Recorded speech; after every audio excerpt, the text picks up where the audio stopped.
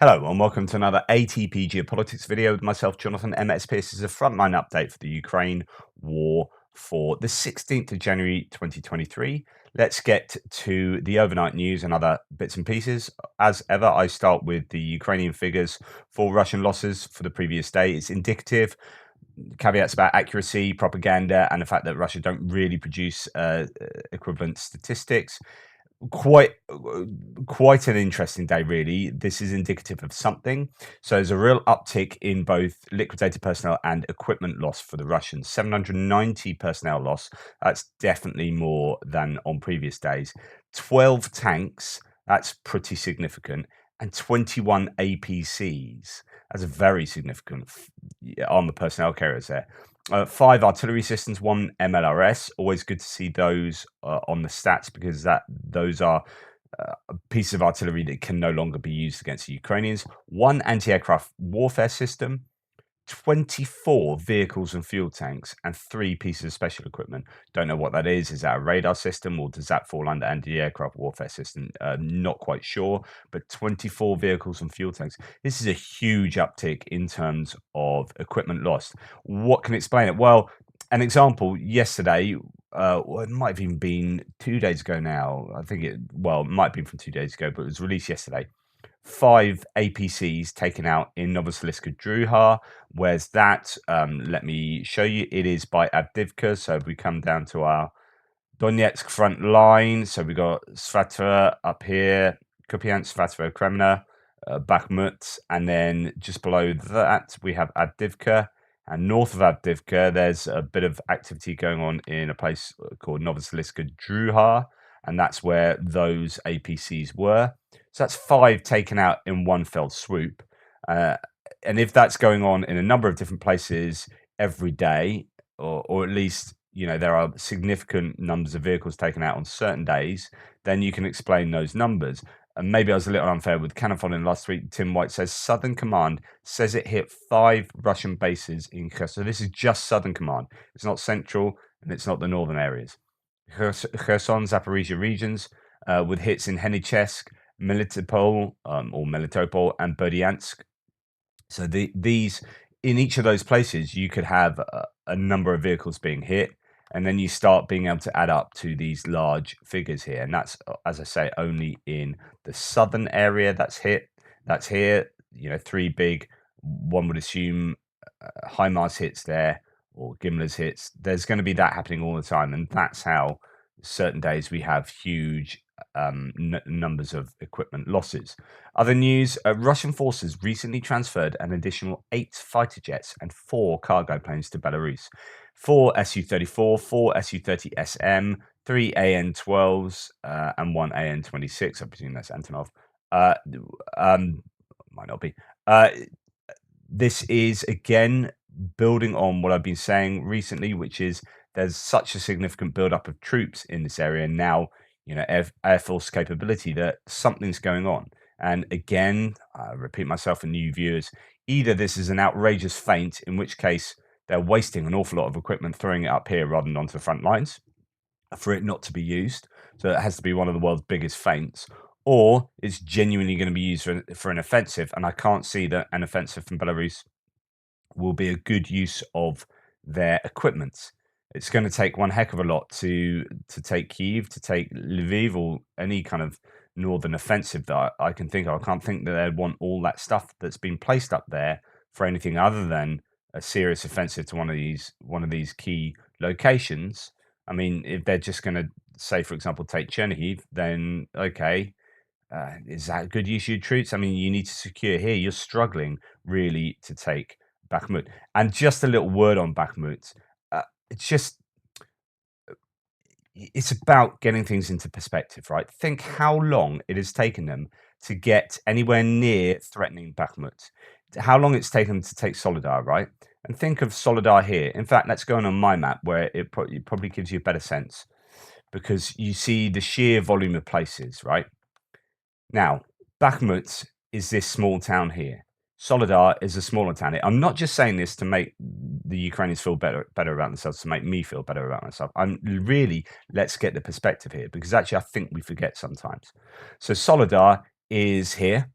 That's that small place. And how much they're whooping and hollering over taking Solidar. And you think, okay, well, then there's next. You've got Rozdilivka, you've got Vezukivka, you've got Bondana, you've got Privilia, Malnivka, all these places on the way to Kramatorsk. And then you've got Kramatorsk. They haven't even taken Bakhmut yet, but you'd have to take Kramatorsk. And then you'd have to go further back here, take every single one of these places. I mean, if we are thinking about Putin's maximalist intentions that he still has, then think of every single one of those settlements between there and Kramatorsk, and then every single one of those settlements between Kramatorsk and Pavlorad, okay, and then every single one of those settlements between there and Dnipro, and then every single one of those settlements between there and Poltava, and then Poltava and Dnipro, and every single one of those settlements between Dnipro and Cherkasy, and then every single one of those settlements between Cherkasy and Kyiv, right? Like I don't. I think we can sometimes forget that Bakhmut isn't like this huge victory. It really does depend what the intentions and objectives of Russia are. If it's just to take a little bit more of Donetsk and Luhansk, then okay, well done, maybe. If it's to take all of this entire region here, then yeah, you're going to need that, but you've got a heck of a long way to go. If it's Kyiv and that's not even thinking about the whole of Ukraine, then goodness me, you're going to be here for another couple of 100 years. That kind of expenditure for that amount of land is absolutely and without doubt unsustainable. Just think how big this country is. What are the intentions? You've made literally a couple of kilometers in months at the expense of tens of thousands. I don't know. Speaking of which, and this is an announcement from the Ukrainian government, so take it with a huge grain of salt. Nearly 80% of Russian prisoners recruited by Wagner Group have been killed, injured, or captured by Ukraine. This is just the convicts, isn't Wagner as a whole. Mikhailo Podolyak, an advisor to the president's office, said 77% of the Russian convicts recruited by the Wagner Group have been killed, injured, or captured by Ukrainian forces. According to Podolyak, 38,244 Russian convicts have been recruited to fight in Ukraine, 29,543 of which have been either killed, captured, or injured by Ukrainian forces. That's an incredibly accurate figure, and I don't know how you would be able to tabulate that accurately. So there's going to be a huge amount of guesstimation there, and I'm not even sure how they know how many convicts, unless they have access to Russian intelligence and information, which is very probable. The two countries have close ties, and that wouldn't be, implausible.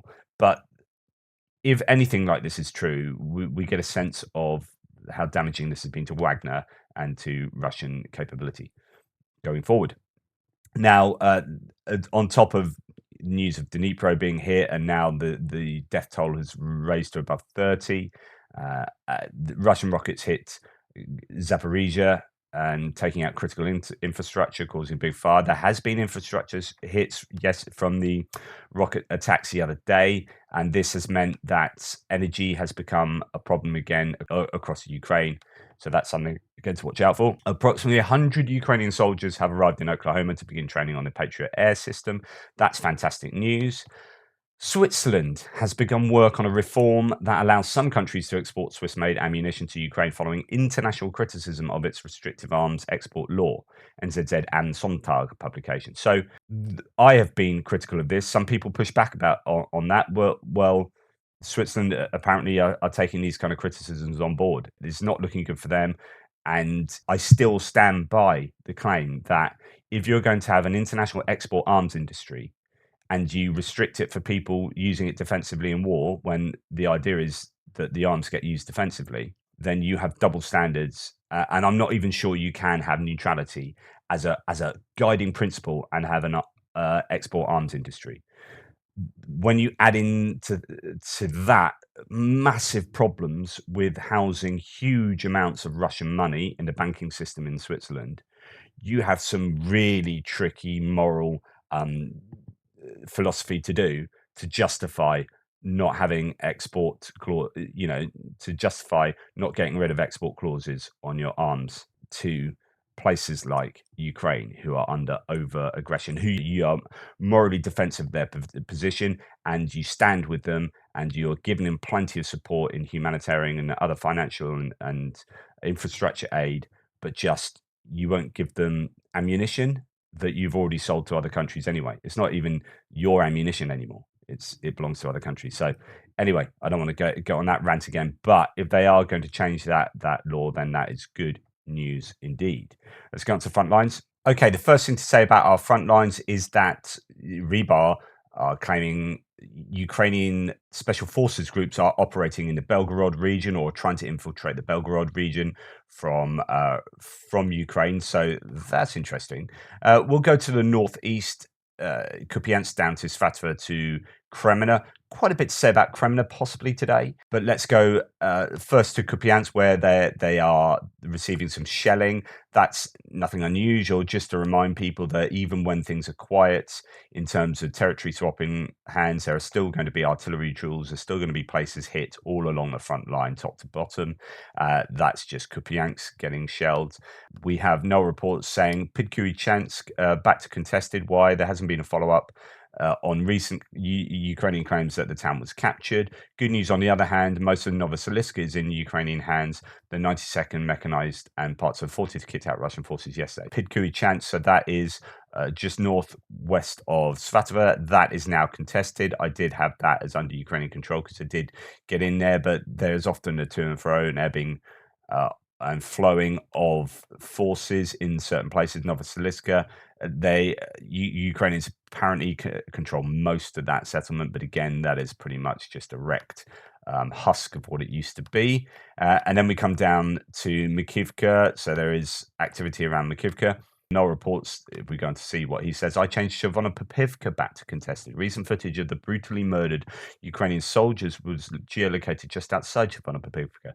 I don't know about this actually, but it sounds horrible. I'm not sure I want to know about it, but yeah, apparently some bad thing happened with murdered Ukrainian soldiers around Shavonopapivka. I did some checks and got confirmed today that the town is contested.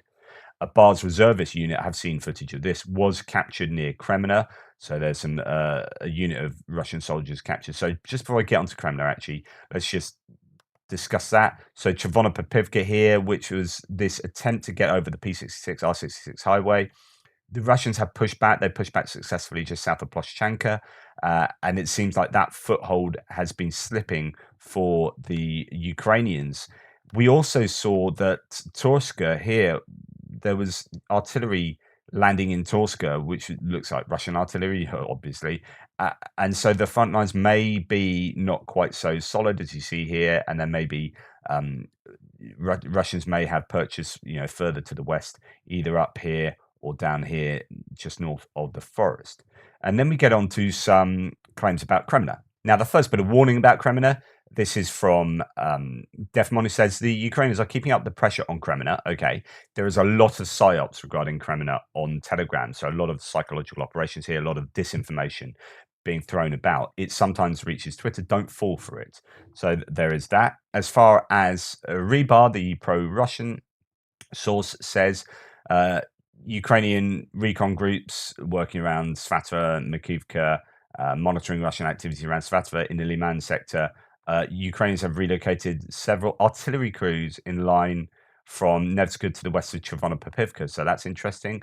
They've also saying that the enemy command, so Ukrainians expect an offensive by the Russian armed forces in the area southwest of Dobrova. Personnel of the 90th Battalion, 81st MO Brigade of the AFU have been redeployed to the Lysychansk sector. So they are claiming the Ukrainians think there's going to be a big counterattack from the Russians around here. Then there is Kreminna itself. Let's see what people have to say about that. Various things kicking around last night. Prepare yourself for good news, but don't celebrate just yet. According to shelling maps, the Russians are conducting firing missions into the Kreminna urban area. No other confirmed info yet, but Russians probably are not shelling themselves. And there's these consistent claims over the last 24 hours or so that the Ukrainians are fighting on the outskirts and in the urban areas of Kreminna. But there's also a load of operational security and an awful lot of people, as you saw with Defmon, saying that be careful what you listen to.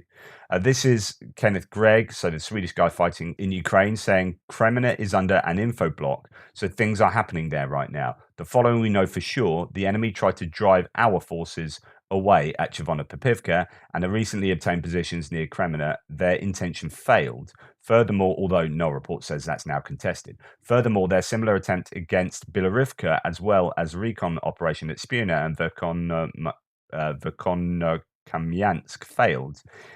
Even an attempt to revisit Rozdilivka, they have to inhibit. Okay, Defmon says this as well, that the AFU repulse attacks in the area of Makivka, Bilorivka, Verkhonokamyansk, and Spuna, which is to say that Russians are trying to push back here, possibly because they are worried about the Ukrainian attack coming in the Kreminna area. They've tried to push back against Bilorivka, against Spuna, and all these settlements around there, but have failed.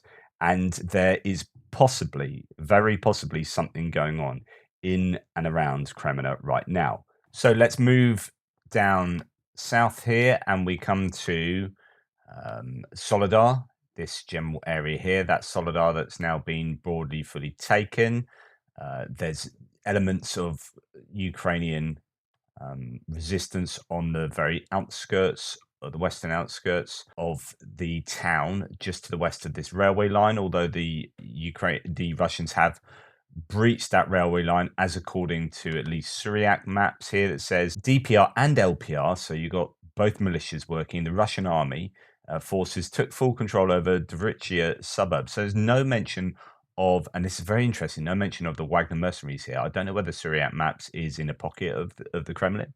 And Salt Mine 7, after the Ukrainian army retreated towards a new defense line in the high ground west of Solidar. And I showed you all this yesterday. Not too much changed from yesterday because I showed you the maps last night.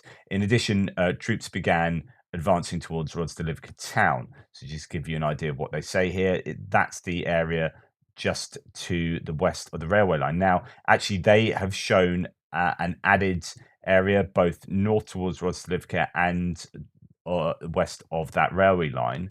So it could be actually that the Russians now occupy possibly all of this area, and it's just the kind of the railway station of Sil and this urban settlement here, or this settlement here, that they are trying to take control of.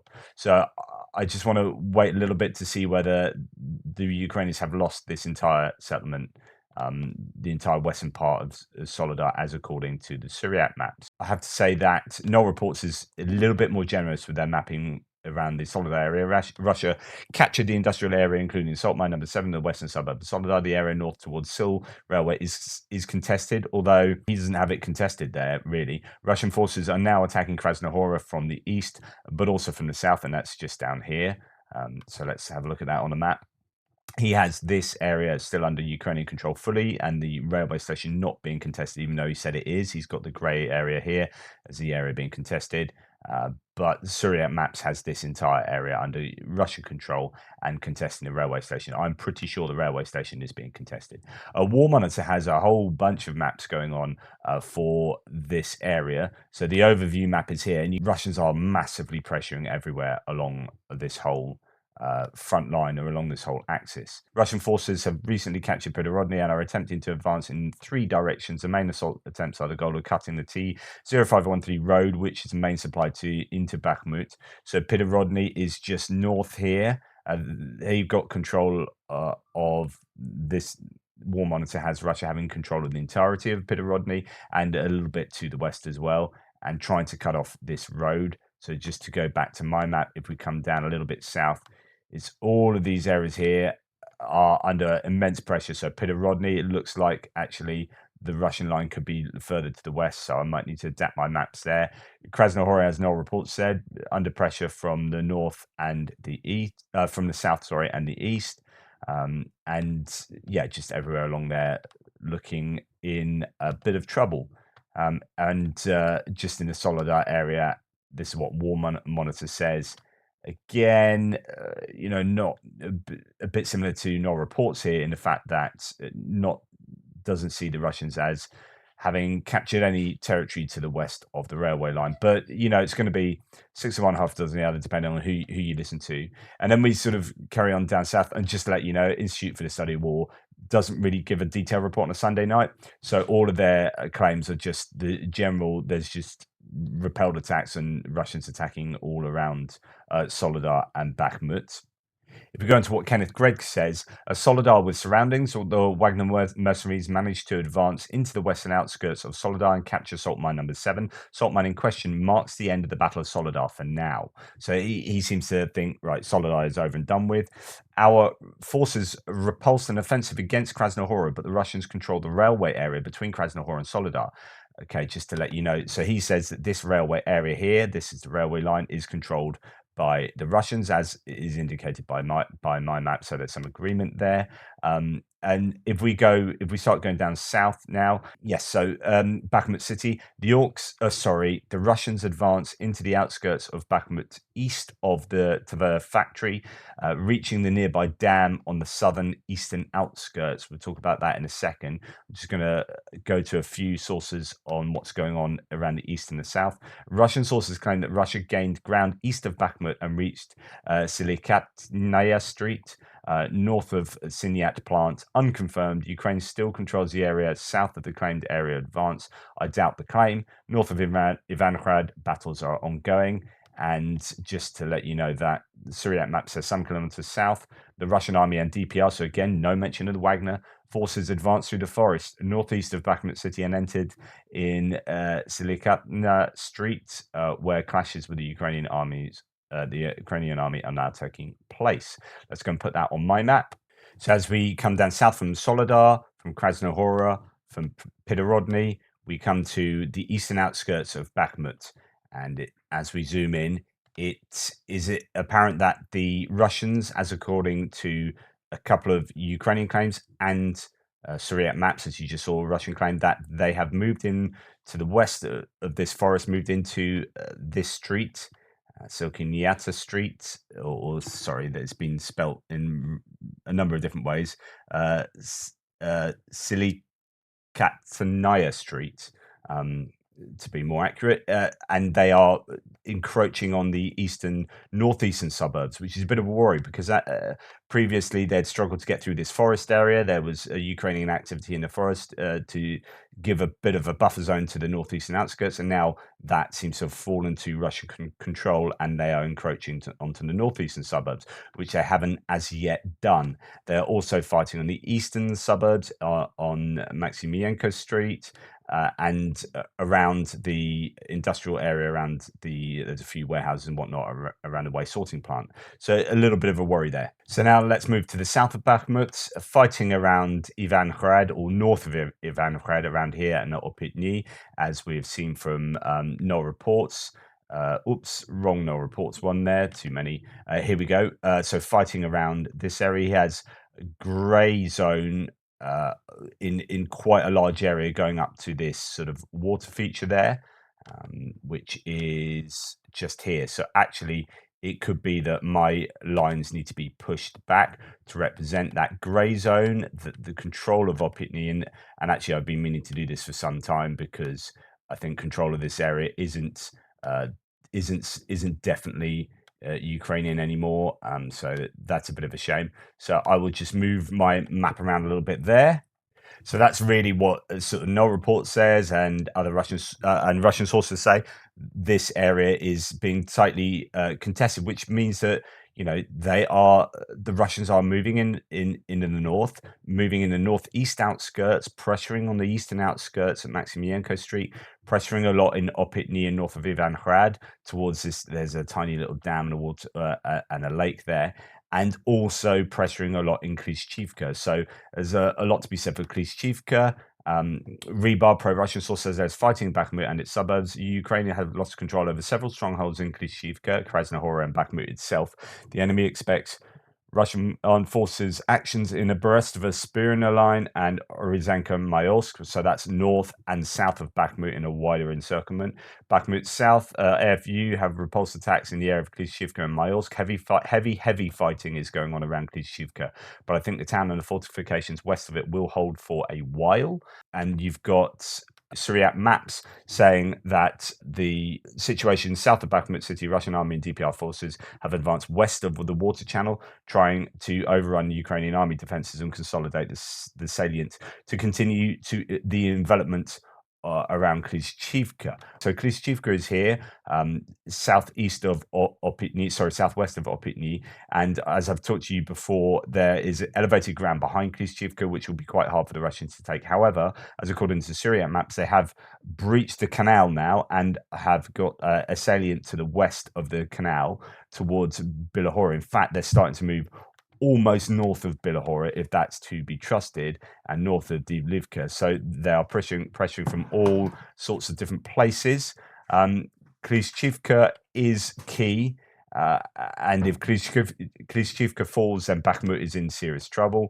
There are roads here that are super important for logistics into Bakhmut, and they are, if there are further advances sort of north and south of Klishchivka, then they are under threat from the Russians.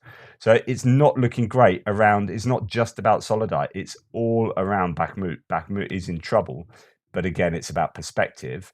What the Ukrainians will be wanting to do is bleed the Russians for every single meter that they take. This is about, yeah, you might relinquish control of Bakhmut, but it needs to become a Pyrrhic victory for the Russians as far as the Ukrainians are concerned. Sorry, two final sources on Klishchivka area. Ukrainian unit says War Monitor I am in contact with in Klishchivka have been holding these positions for weeks under constant assault and bombardment. The defense of this town is not reported on as much, but truly these defenders are heroes.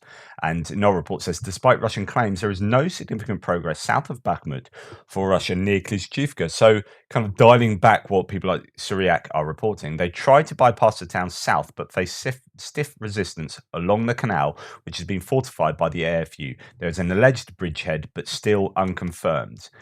So this is the area here that I've said Syriac maps has reported have got some purchase. I've reported that here on my maps, but still have that under Ukrainian control as well. So this is just to indicate that actually the Russians are claiming this. Ukrainians aren't confirming that.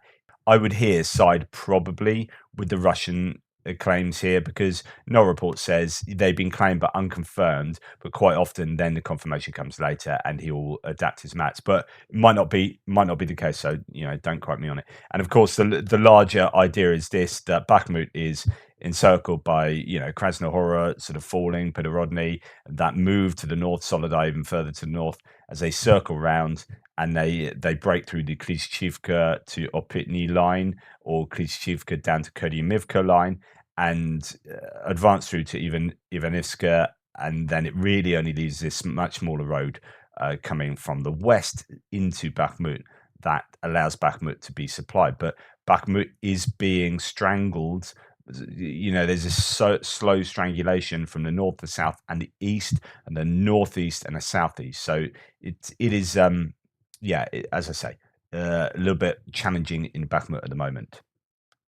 Now, just before we go on to Avdivka and Marinka, it's just worth looking at what Kenneth Gregg says. So he does talk about Marinka. Furious battles are going on right now non-stop. That is now happening. What is now happening is that we are reinforcing the defense line that we erected earlier this summer along the canals from Siviersk to Bakhmut. So just to zoom out, Siviersk is this bit of a prize for the Russians here. They'd like that. It would really allow them to stop this offensive towards Kreminna. It's quite a key access point for a wider attack on Sloviansk and Kramatorsk. As according to Kenneth Gregg, Ukrainians are building up their defenses all over this region, and that's a wise thing to do, as he goes on to say. A military tactically correct measure. This way we get enough open ground to thin out the tourists as if they try to go towards Siviersk and Kramatorsk. There is wild speculation in the Nordic media that the Russians are going on a major offensive in the near future. I don't believe this at all. The only place they could do this is just from Soledar towards Kramatorsk, a distance of 3 miles. There are no resources for that. So here, I don't think he means 3 miles to Kramatorsk. It's certainly more than 3 miles.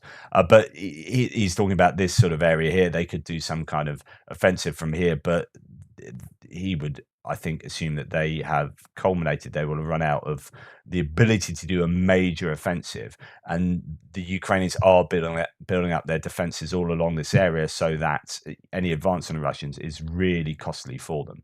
As far as Avdivka goes, there really is sort of very little news. We can look at, say, Defmon, who goes on to say the Ukrainians have repulsed attacks in the area of Nova Bakhmutivka, Krasnohorivka, Vodyanya, and Marinka.